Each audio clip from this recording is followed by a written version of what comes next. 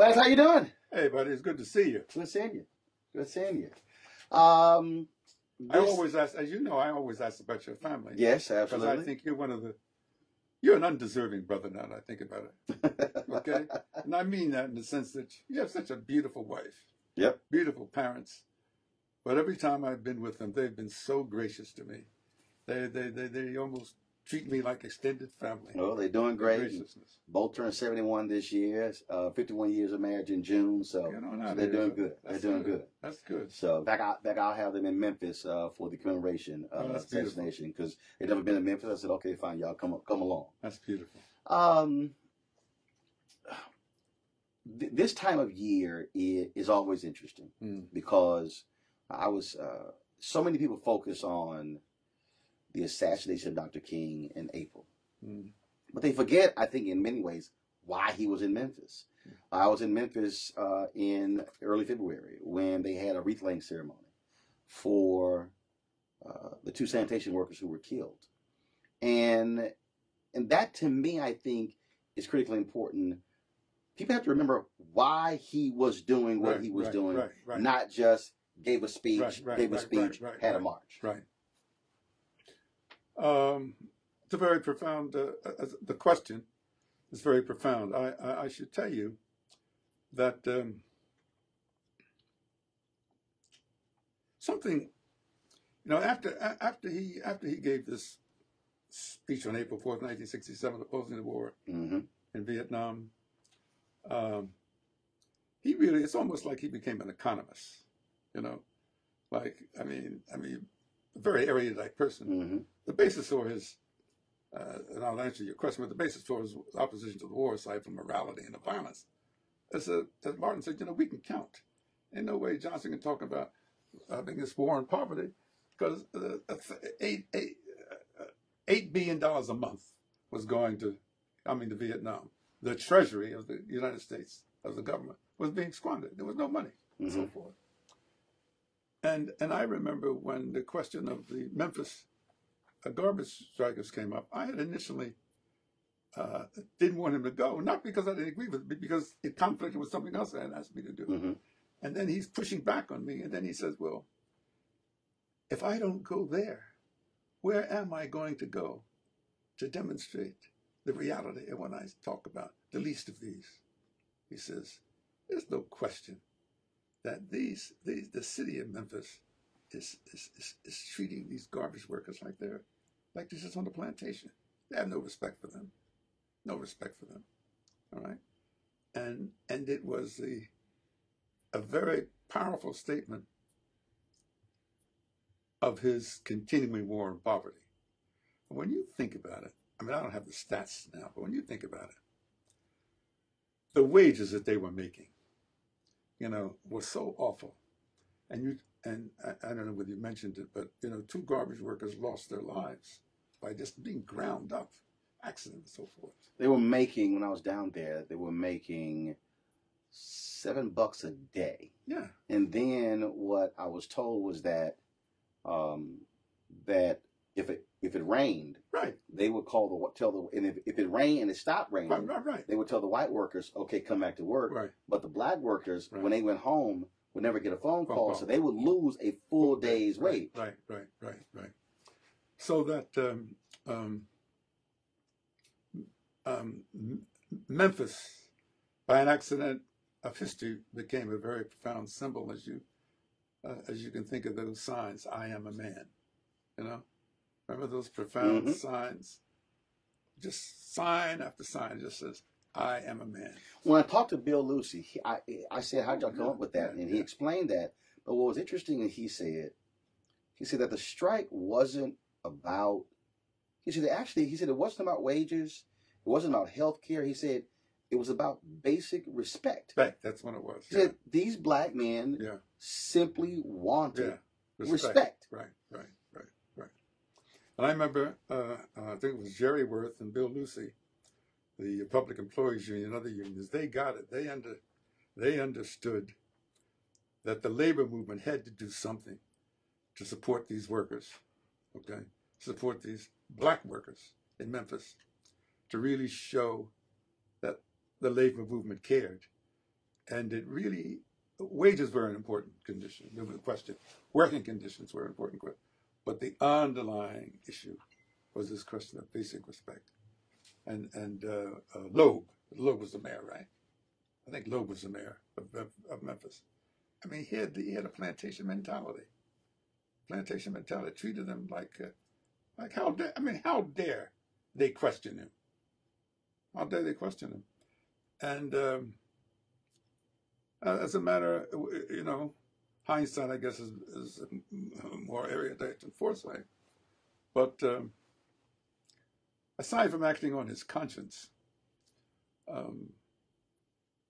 the way in which he articulated, Martin, articulated the importance of the strike, not only to his supporters, but to the public, was very profound, because he got them to see that really this is a basic question of not only manhood and respect, but really basic question of economics. The question that really defined, some people may not agree with this.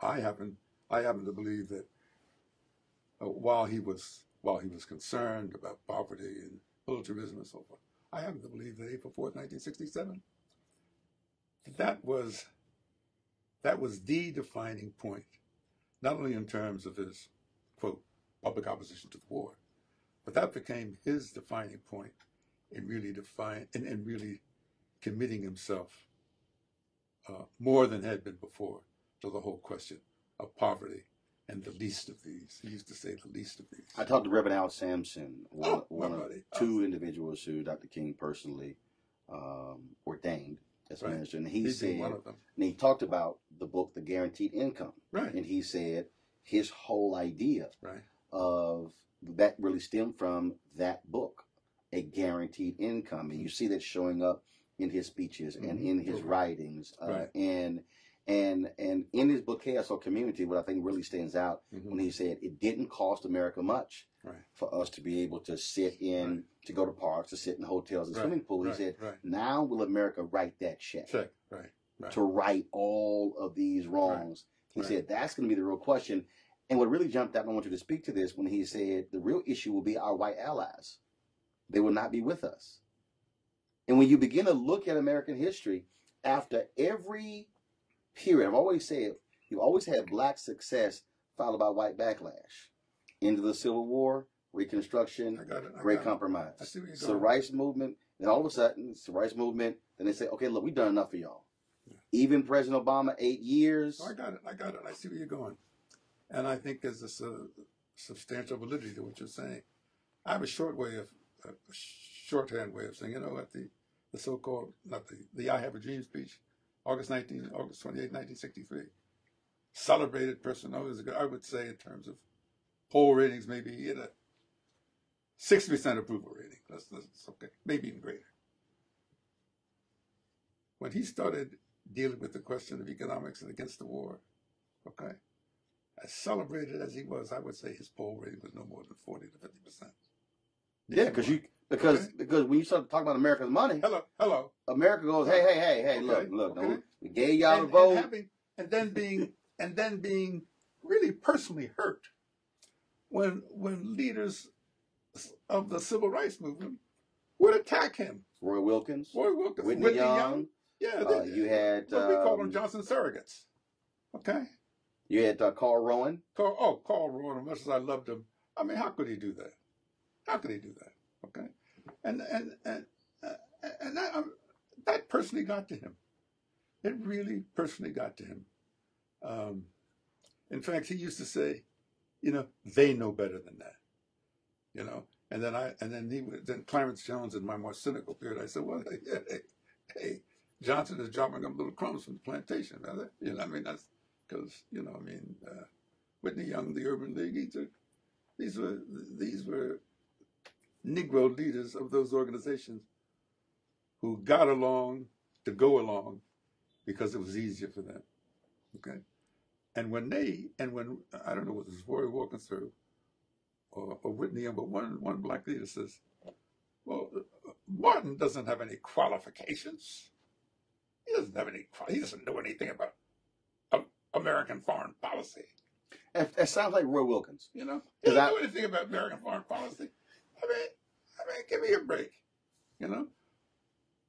But the April 4th, 1967, you look off of that, started the Poor People's March later on. I remember they had an SCLC board meeting in May of 1967, in which he announced a major commitment, the Poor People's Campaign.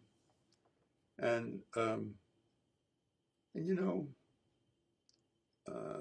he said in one of his speeches, it didn't cost him anything.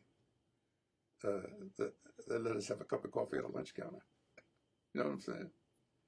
When it really started dealing with money, and then I would come and with my particular, he used to say he said, now Clarence, sometimes I understand why they think you might be a communist because you talk so radical sometimes. And I said, Martin, I'm just telling you, it's all about money. It's all about money. Okay? And you were messing with this man's money. Do you believe that his life, that his death notice was printed on April 4th, 67? Absolutely. I mean, just no coincidence. I'm sorry. You can't tell me it's just coincidence. He's killed to the day. Can I tell you something? I've never heard it said that way. But that's what happened. That's right. That's right. That was a qualitative, fundamental change in the way in which America looked at Martin Luther King Jr., or the way in which the power structure.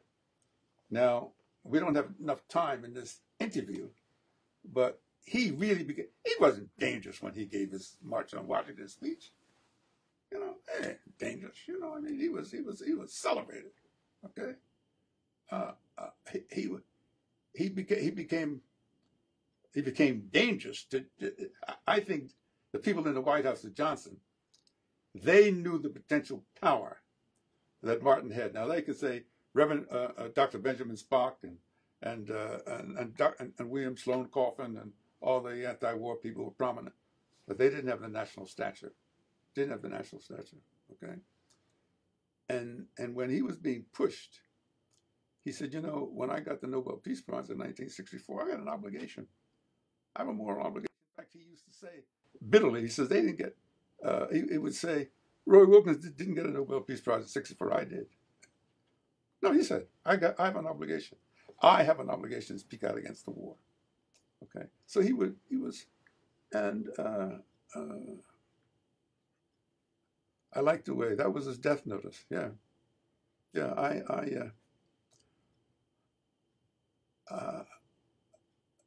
I believe that. We're sitting in the library of the King Papers Project here at Stanford University, and so there is a distinguished my colleague and brother, Dr. Claiborne Carson, who's a much more erudite, knowledgeable person in African American history than I am. I have some knowledge. I have profound political beliefs, okay, and I think I can marshal a great deal of evidence to support my beliefs.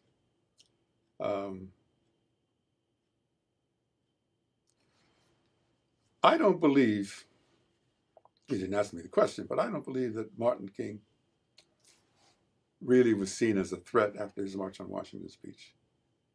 I think what the speech was an aspirational speech. He's really summoning America to be the best that he could be, okay?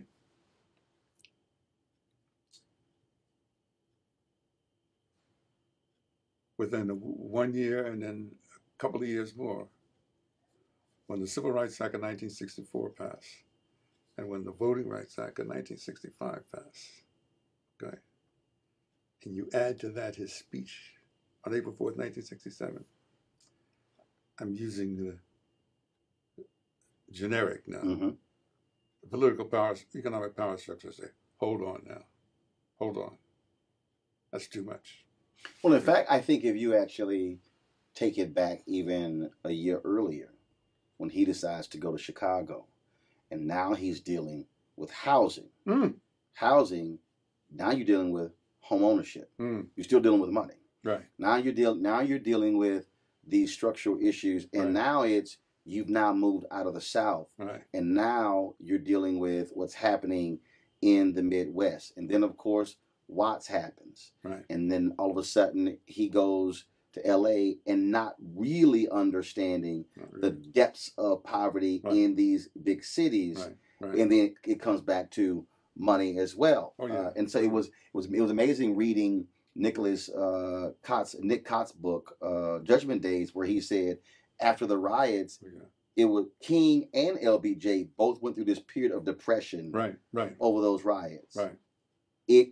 Money became real. Wages, jobs, lack of upper mobility, lack of home ownership, all of that, which also drove the need for the Fair Housing Act. Yeah.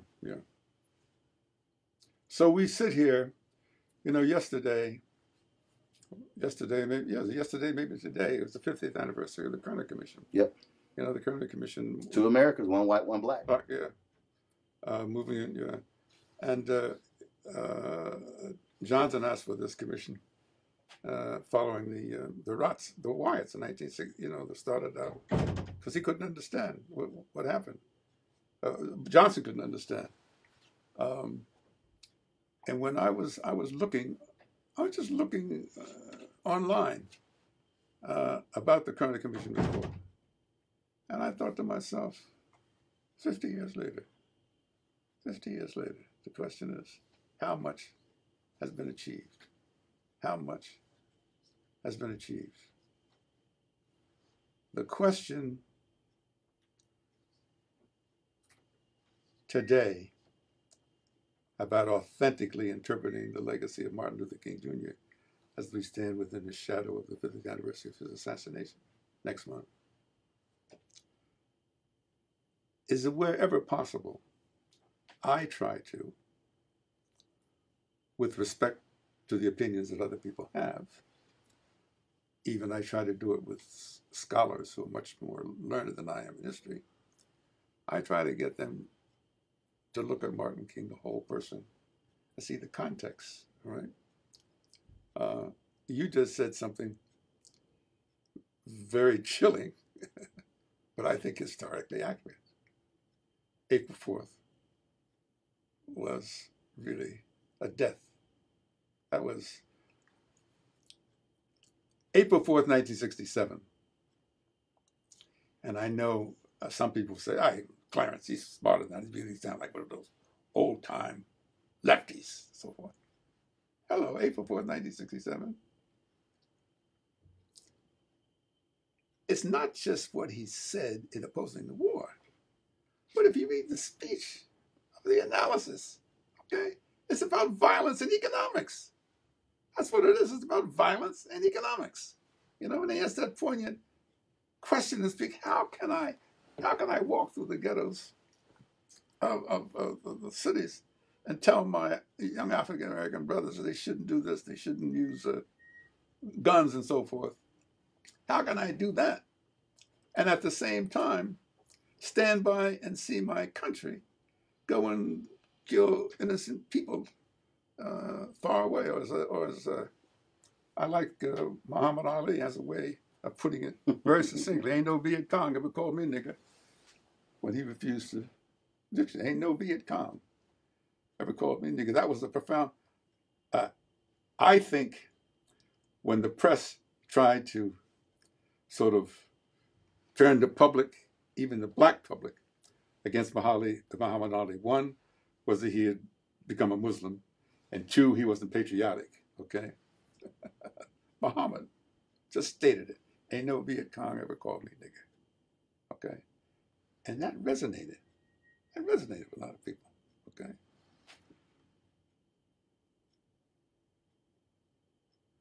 We haven't had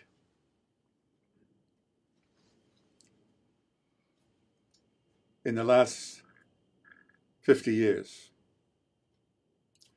we haven't had a person of the national stature of Martin Luther King Jr. who could really point the finger to the jugular vein. Now we have, we have erudite. We have my brothers Cornel West, Ta'ishi Coates. We have great intellect and so forth. But I'm talking about people who combine not only analysis, but with action. Remember, we're talking about Dr. Martin Luther King Jr., who had an earned PhD in theology under the tutorship of his most beloved Howard Thurman, okay? You see these books back here? Mm-hmm. Okay. These books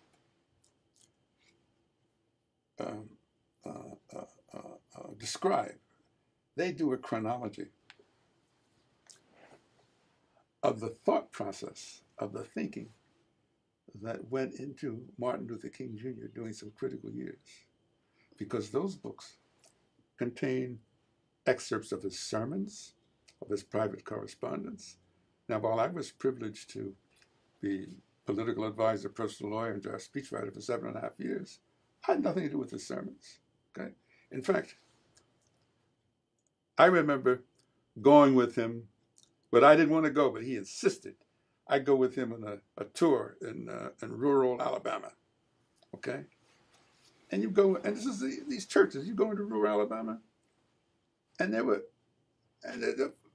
400, 500 member churches, 70-80% of the people, first of all, had on overalls. Many of them didn't have on shoes, okay? And Martin said, "You got to come with me," and I would sit down the first row. He said, no. Sometimes he would insist that I come sit as a guest with him on the pulpit. I was very uncomfortable. I said, "No, first of all, I'm not a preacher. I don't want to be on the pulpit, you know." He said, "Well, I got to," and so anyway, "I got to introduce you." And so, every once in a while, he would introduce me, and then he would say, he said, "I'm glad I got you on this tour because you've got to learn how to talk different than that." He said, later, and so forth. It was very helpful. But one of the most memorable things I remember seeing, he was giving this sermon to this church, and he had these people, they were just gripped. And he got to a part of the sermon, and he said, "And as that great philosopher Aristotle would say, blah, blah, blah, blah, blah, blah, blah, blah. and the great German philosopher Hegel, and so and so. And he would quote all these things. And these people would say, amen and amen. So after the service, I said, Martin, I said, you know all these people. They ain't never heard. I said, why do you do that? He said, were you paying attention? I said, yeah. He said, they didn't have to know anything about Aristotle and Hegel and Heraclitus and all those things. But they got the context. The context affirmed their experience. So that's why they say amen. Now, that taught me something. That here you had this doctor of theology, this erudite man, person, fourth generation Baptist preacher, who was able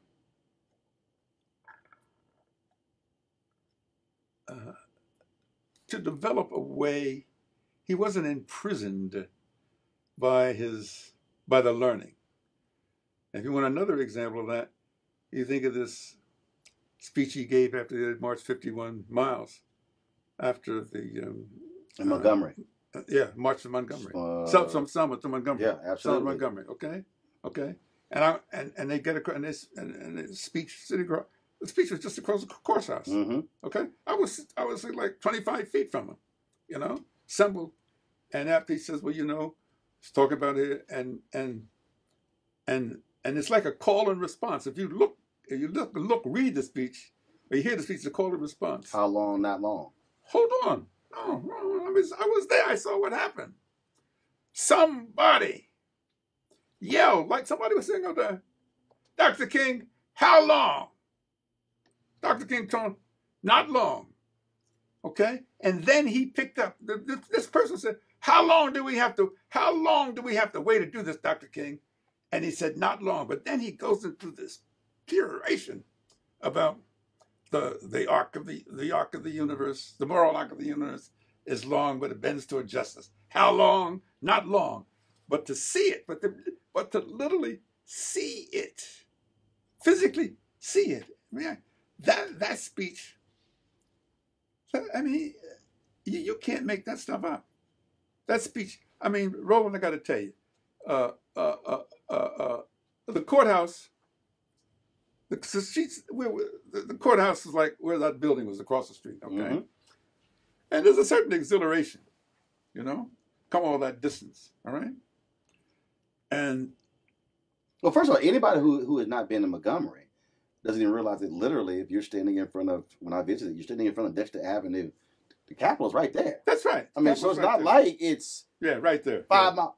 I was in front of the church. But what I'm trying to say is that whole, it's right there. That whole 4.5 day, whether it was trip, as everybody is up, there's this kind of sense they made it, and what he was saying, aside from he didn't have any. I watched him. He didn't have any. He was speaking extemporaneously. He didn't have any notes. I didn't see any notes anyway because I saw him. But it was a call and response. It was like he was preaching. And I never will forget, Dr. King, how long? Not long. And he had a call and response. That's when he started. And the other thing I want to tell you is that there's certain things that come to mind. When he was speaking with his, the preacher he was close to was Aretha Franklin's father. C.L. Franklin. C.L. Franklin. Gardner Taylor, C.L. Franklin, and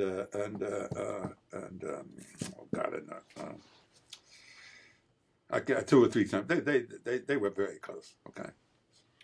And when he was in Detroit, if you look at that speech too, he talks about the dream there, but doesn't get to summer '63. Yeah, June. Yep. I think June 21st, right. Maybe June 21st.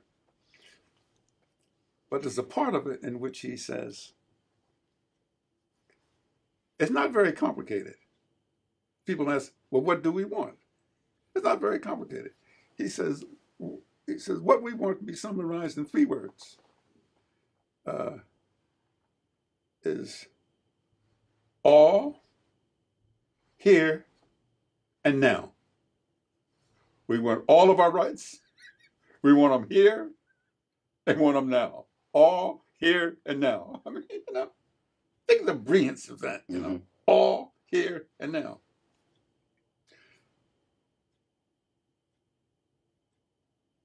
As we stand within the shadow of the legacy of his assassination, I'm hoping that we don't get caught up in all this playing of the dream speech and all this stuff. I hope we don't do that, because that's going to diminish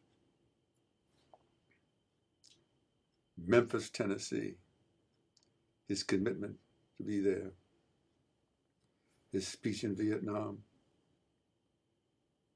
even his erudite speech he made in April '67 when he came to Stanford. And certainly there's a speech he made at the Fairmont Hotel in August '67 to the National Association of Negro Realtors and so forth. Beautiful speech in which he talks, these are all Negro realtors, middle-class realtors. He's saying to them, he says, some of you forget what it's like. You get in your cars on your freeway and you go and you look back, so forth. And he says, I want to talk to you, I want to remind you of the least of these. And who are the least of these? And then he gives a verbal, meticulous description. He talks about the least of these living in rat-infested apartments, the least of these, and so forth and so forth. And he talks about drug addicts, people, men leaving home because they can't support their family, and so forth. And at the end of it, he says something very poignant to speaking to these Negro professional realtors. In effect, he's saying, don't look down on them, because he says, but for the grace of God, there go I. But for the grace of God, there go I. But for the grace of God, you could be. Powerful, powerful. So who do we have? So I have, I have differences with people that I love,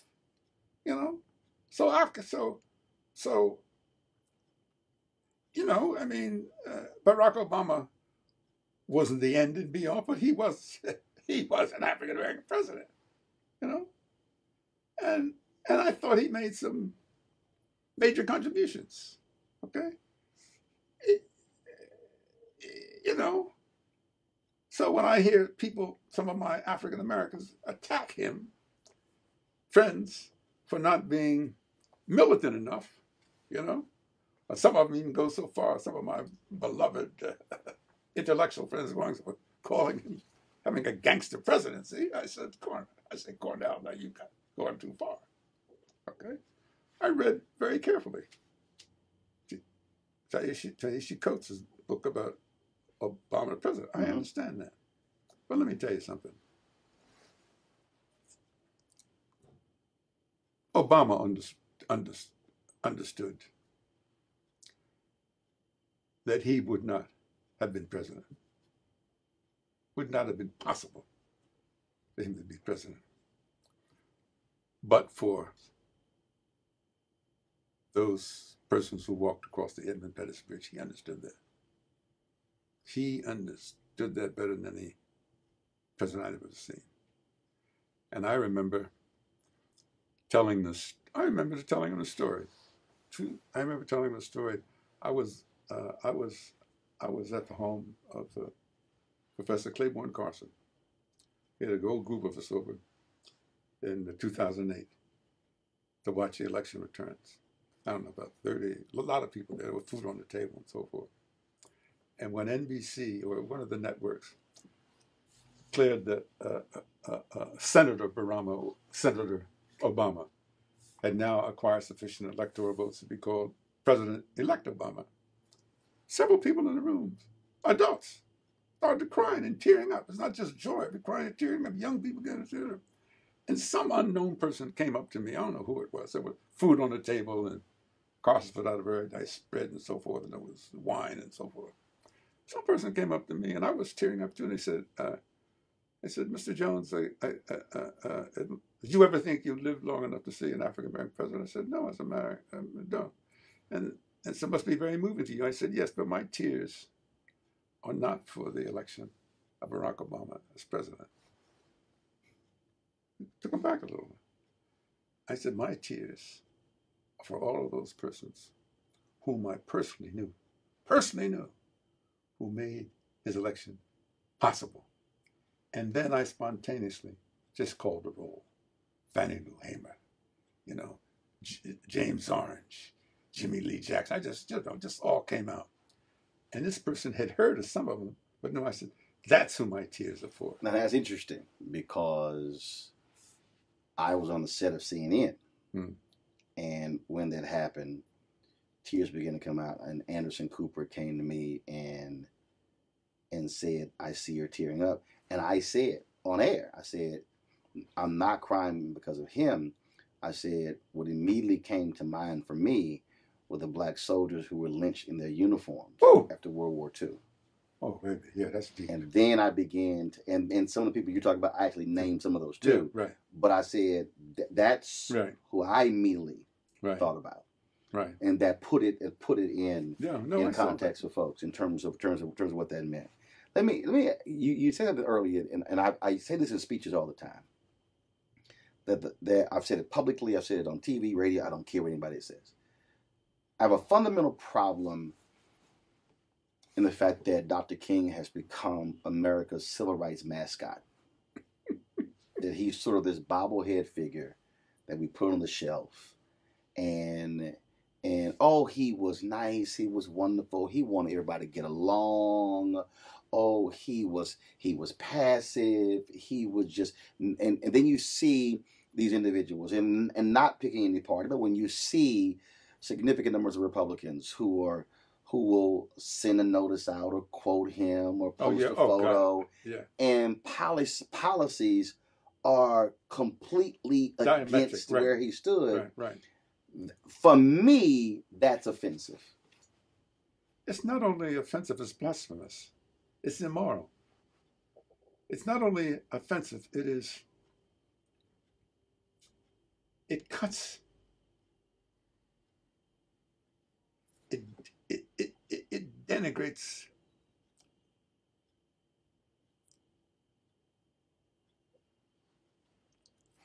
not only the moral sanctity, but the purity of his political commitment. You understand? You got to. This was not just,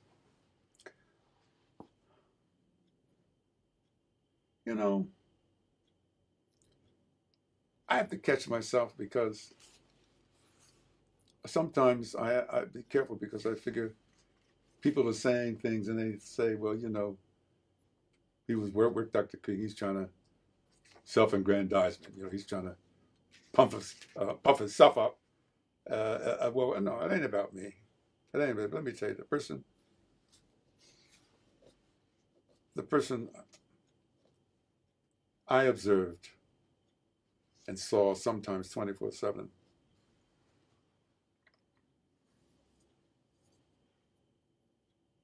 was genuinely the conscience of this country.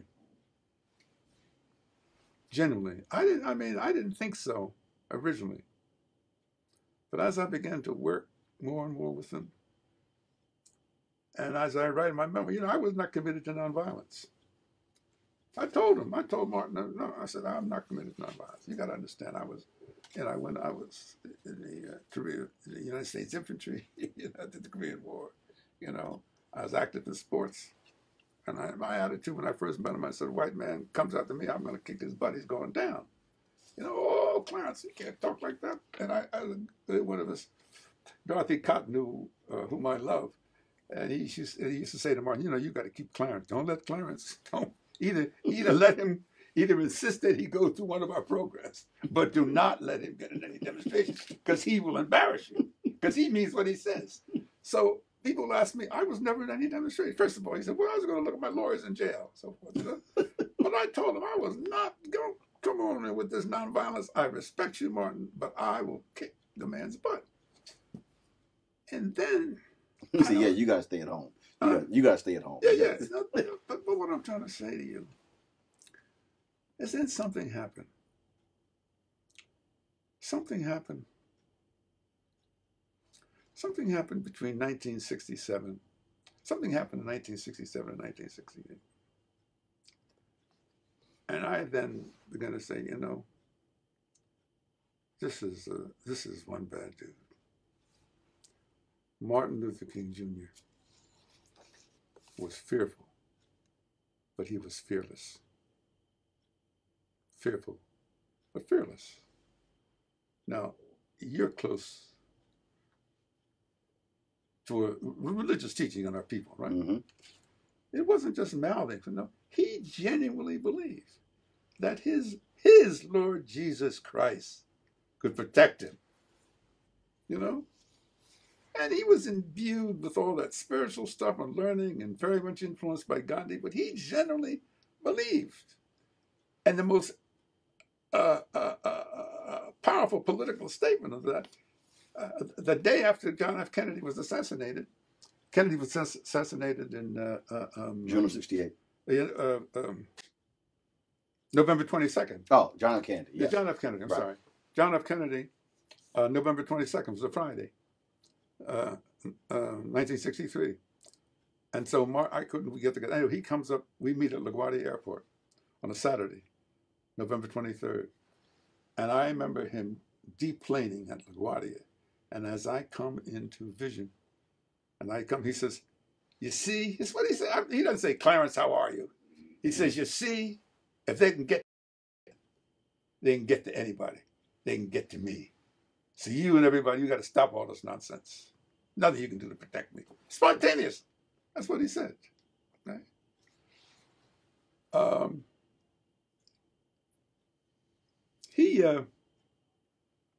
It's beyond the scope of this interview, but you know, he became very depressed in 1967 and 68. Combination of you know, the marshaling, the support. Chicago blew him away psychologically. Mm-hmm. Okay.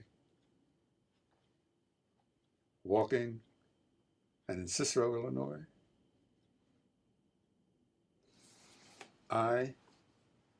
Clarence, I saw hate in those faces that was as great or greater than I've seen in any place in Mississippi or Alabama. That's what he said. He said, "No, I never saw such hate." That's when he knew this country was the intensity of they wanted to kill him. They wanted to kill him. Describe for you April 4th, 1968. What were you doing that day? Where were you? April 4th, 1968, I was in my office in Wall Street, and I was leaving early because I was preparing to go down to Memphis, Tennessee. I had already talked to Martin earlier and to Bernard Lee and Andy about the logistics, about I want to be sure that you're going to have somebody meet me at the airport so you can take me directly to the place where he was speaking. Okay. Mm-hmm. So I'm rushing to go to the airport. And the phone rings. And I said, I don't answer the phone. And something said, I don't know. I said, answer the phone. So I picked up the phone. It's Harry Belafonte. I said, Harry, I can't talk to you. I'm rushing to the airport. I'm going down to see Martin now. He said, you got your television? I said, no. I said, he says, Martin's been shot. I said, what? So I turned on the television. And that's all it is. Martin Luther King Jr.'s been shot, you know. I get on the phone. I can't reach anybody. All the lines are busy. I can't reach Billy Kyles. I can't reach anybody. Can't reach Bernard. Can't reach anybody. Can't anybody meet me. And I'm trying to decide what to do. And the phone rings again. You know, I wasn't even paying to the television. The television's in another room, and I'm trying to get through on the phone. Harry Belafonte, he says, Martin's dead. And he says to me, well, what are you going to do? And I said, well, what do you think I should do? He said, I don't think you should. Harry says, I don't think you should go. I said, we should get some more information. I don't think you should go. So I hang up the phone. And the very first thing that came into my mind was, they finally got him. They finally got him. Sometime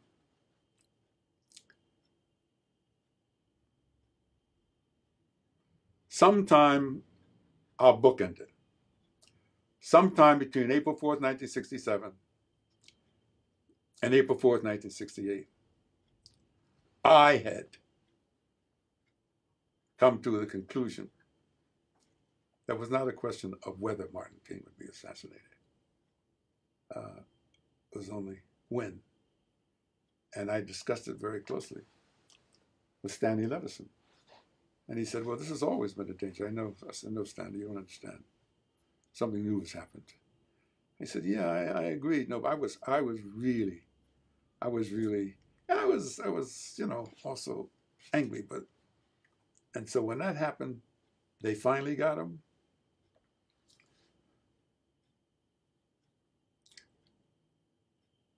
Within that same thought, Roland, your family, I can tell you. I wondered to myself, I said, I don't think I can stay in this country. It's fine. I'm having a conversation. No, I can't stay in this country. I'm Clarence Jones. I said, no, I can't stay in this country. The anger was so seething, and I was drinking more heavily than I drink today. I was drinking, martinis and traveling throughout the South. I was drinking my Jack Daniels and so forth, hanging out. Orville Billingsley, you couldn't have a conversation with Orville Billingsley, you drank. So I was just, the anger was just beyond. I had made a personal judgment. I said, Clarence, you have to leave this country. That's what I'm talking to myself. I said this to Harry. I said, Harry, I can't stay here. So why? I said, because I don't think I have the discipline. I said, I was afraid. I had such crazy things like, I was 37 years old. He was 39, okay? And I'm thinking to myself, I hear about all these bad guys in the Blackstone Rangers and how they're going to do this. I said, but I was trained in the Special Forces unit. I said, all these talk about, I said, I really know how to kill. This is the way this really said. I really know how to kill a person 10 different ways. That's the way I began. I was trained to do that. And I thought to myself, I ought to figure out how to get in touch with some of the guys that were in the Army with me. I said, this is how you asked me this question. I began to think crazy things. I was thinking, maybe I ought to go out and talk to the, so help me God, maybe I should go out and talk to the Blackstone Rangers and so forth. I said, they're probably going to see me in my suit. They're going to say, who are you? But when I finished talking to them, I said, no, all you guys are walking around bad with your little guns and so forth. You don't know how to do a damn thing. I said, what you need to do, this is the way I was thinking. I said, I need to think whether or not, and I was influenced by Che Guevara in my writings. I was, all these things. Che Guevara could do it, and Castro can do it, and if Ahmed Ben Bella could. I was going through I was going through all the liberation people. It's sort of crazy. Like, who am I? Just middle class, educated lawyer. But I had some training. I was training. And so I said, that's what we need to do. I said, everybody else is out there selling wolf tickets because they don't know how to do it. I said, they don't really know how to kill, but I know how to kill. So help me God. So I said, I want to see if I could be. And then when I began to think of myself, I said, I can't believe that I'm thinking this way. Okay. And I shared it. I shared a little bit of that with Harry Belafonte and another fellow, a good friend of mine out in I told Al Sampson and Benny Johnson in Chicago, you know.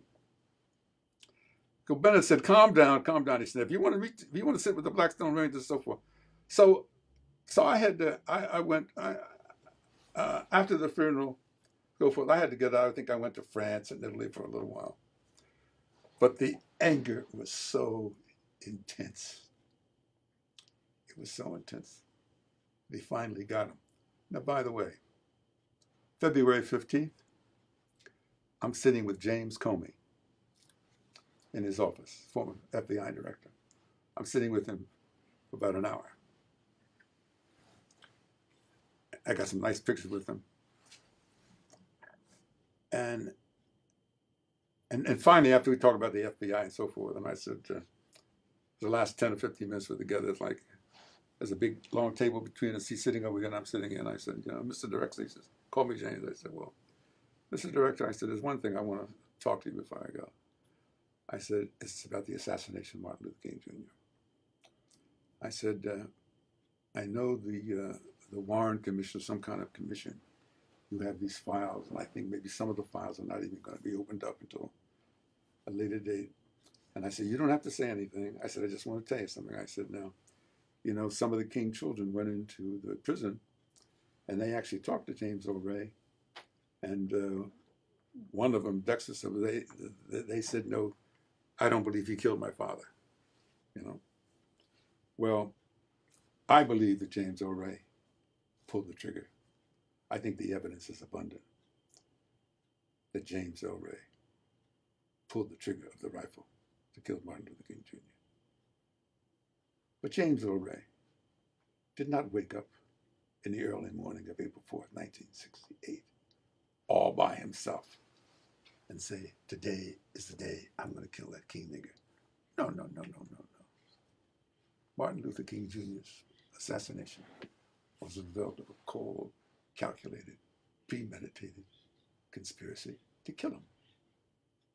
And I believe that conspiracy goes right to the feet of the Hunt brothers in Texas. That's what I believe. Okay? I can't prove it. But that's what I believe. But don't insult my intelligence to think that some highly limited educated James O'Reilly, he had a map of Canada, so he didn't have any education, he didn't have any geography.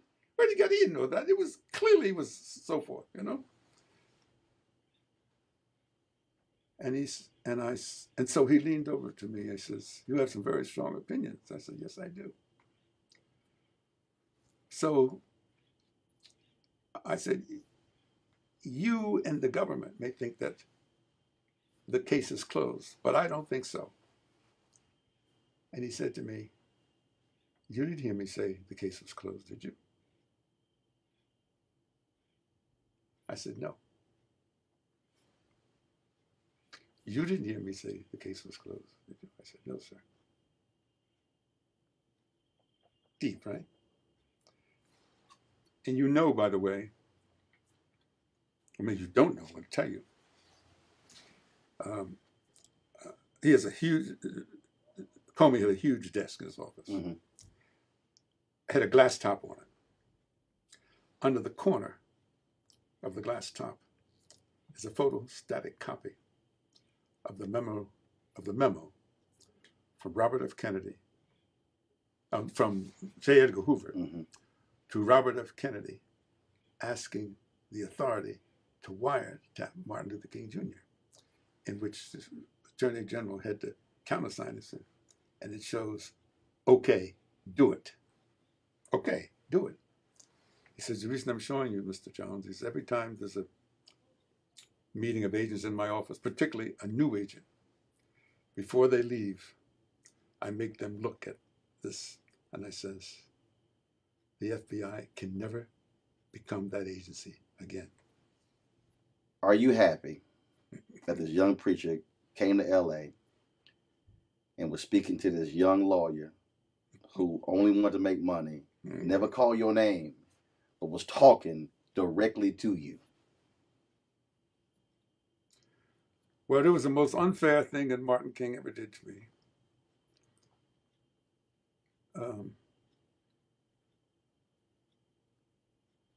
I never hear in Reverend H.P. Charles's church in the Baldwin Hills. I'd never heard Martin King speak before. I knew that I was in for something special when after he was introduced by the resident preacher. You want to check out Roland Martin Unfiltered? YouTube.com/Roland S. Martin. And subscribe to our YouTube channel. There's only one daily digital show out here that keeps it black and keep it real. It's Roland Martin Unfiltered. See that name right there? Roland Martin Unfiltered. Like, share, and subscribe to our YouTube channel. That's YouTube.com/Roland S. Martin. And don't forget to turn on your notifications so when we go live, you'll know it.